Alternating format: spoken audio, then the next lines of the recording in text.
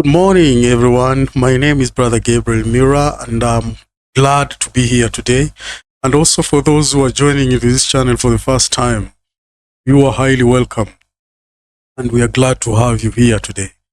And as usual, this channel is basically centered on sharing the beliefs of the Church of Jesus Christ of Latter-day Saints, and also showcasing what exactly the church is doing and how the church is touching lives across the entire world. And for those who are specifically from my neighborhood, at times I meet some of them and they will ask me, what exactly is this church all about?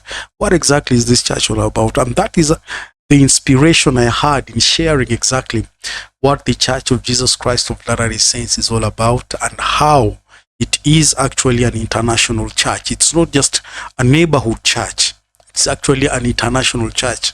And that's why we came across this video to showcase you, my wonderful brothers and sisters, how the church is really doing all over the world, how the church is really touching lives, and how the church is really, changing lives, both specifically in Africa, and especially, and us more so also in other parts of the world, including the United States of America. The church is really playing a bigger role in changing lives, touching lives, both temporally and spiritually. And I've come across also one of these wonderful, inspiring clip, which shows that how the church actually, distributed over, more than 6.3 million US dollars, to the donations charity, the donation charities, and these charities are being run all over the world. And these charities are not specifically centered on the church. They are charities that are being run by different organizations, different organizations, that is including World Health Organizations, refugees and all that, name them. The church partners with these people to ensure that the lives of humanity are actually taken good care of. And without further ado, just join me to watch this clip so that we can actually discuss more further. Please welcome. Several globally recognized charities received more than $3 million worth in donations from members of the Church of Jesus Christ of Latter-day Saints. We are very humbled that Church World Service has been, the organization that received the largest donations. 10,169 sheep, which is what I chose. 2, 3, hooray! For 54 days during the Christmas season and in 10 different locations, Giving Machines let Latter-day Saints participate in the church's Light the World Christmas campaign. Collectively, church members and others sponsored $6.2 million worth of service activities and unique items, now in distribution to international and local charities. We simply could not have done this without our tremendous partners at the Church of Jesus Christ of Latter-day Saints. All of this in an effort to light the world for their brothers and sisters in need. I organize stuff and I check all the bags for refugee. We fill a lot of gaps in services in the refugee community. Cleaning kits, laundry detergent, soccer equipment. The money that's generated will really make a difference for a lot of local refugees here in Utah. We're all givers and we're all receivers. At different parts of our lives, we're givers and receivers. And something like this connects us to one another. Enrica desperately needed some new glasses because she broke them pretty bad about a month ago. Her school work was actually suffering because she had to sit right in front of the board, and so we've been waiting for this appointment for a while. I was really excited to choose new frames. The number of people that still need glasses, need eye exams, we couldn't do it without the help of others, and so this donation is something that will really help us put eyeglasses on kids. Let's look in the mirror. Other Light the World campaign donations funded educational opportunities for youth. I just feel overwhelmed because I may also help my family financial problems and to help also my little brother to graduate also. The whole Light the World campaign is really about trying to live the two great commandments, how to love God and how to give evidence of our love of God by loving other people. Powerful over there. So that is what you can see. These are some of the things that the church actually does, and I am so much thrilled on how lives are actually touched all over the world.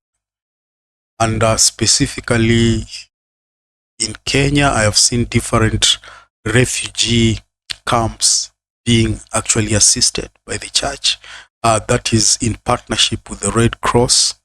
And I have seen families actually being given hope again, courtesy of what the Church of Jesus Christ of Latter-day Saints has actually been doing. And vividly, I saw it also in action when way back in 2007, 2008, there was an outbreak of what we call the post-election violence in my country. You know, and majority of people they felt like they were betrayed because the person that ended up becoming president, they felt like this was not the person they voted for, so they were manipulated, you know. And all of a sudden, an eruption of, you know, violence occurred all over the world, all over the country, you know, and it was spontaneous.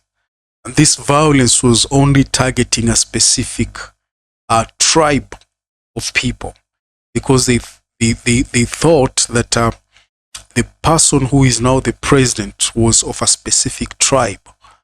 And what happens is that those who are against him and those who felt like they were betrayed, you know, their votes were stolen, they had to turn against the tribes, you know, of the president.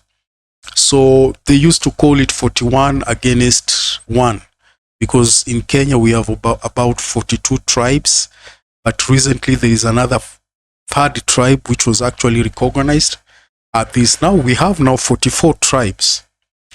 There are Asians who are recently recognized as another 44th tribe of Kenya. Those are Indian Asians. And there is also a tribe called the Makondis that is specifically from Tanzania, but these people came as a result of migration, and they came and settled in Kenya, and they've been there for quite a number of years. And it was during President Uhuru's time when he recognized them as being part of Kenya. They were given IDs and title deeds. So during that post-election violence, that is where also we saw the LDS charities actually was there, helping the internally displaced persons from their homes. There are people who bought land, different areas, and because they were right in the middle of a dominant community, you know, they were chased out of their lands and all that. That is why politics is very bad, and tribalism is very, very bad, you know. And that is where the church also came in, and it started helping these IDPs and so many people who were injured, you know, courtesy of the Red Cross and the Catholic Church too. They both came in and they started helping out people. My wonderful brothers and sisters, those who do not know what the church is doing outside here, you need to search more diligently. Search more diligently, and you'll be able to know what exactly the church is really doing, the contribution at which the church is doing outside here. It's really touching lives, and people are actually being changed.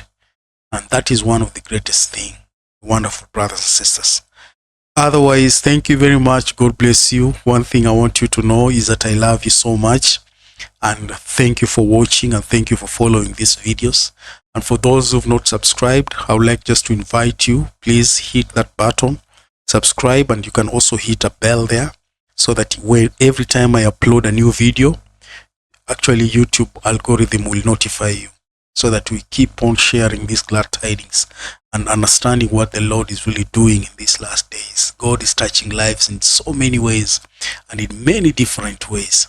Otherwise, thank you very much. God bless you. Looking forward to see you again next time.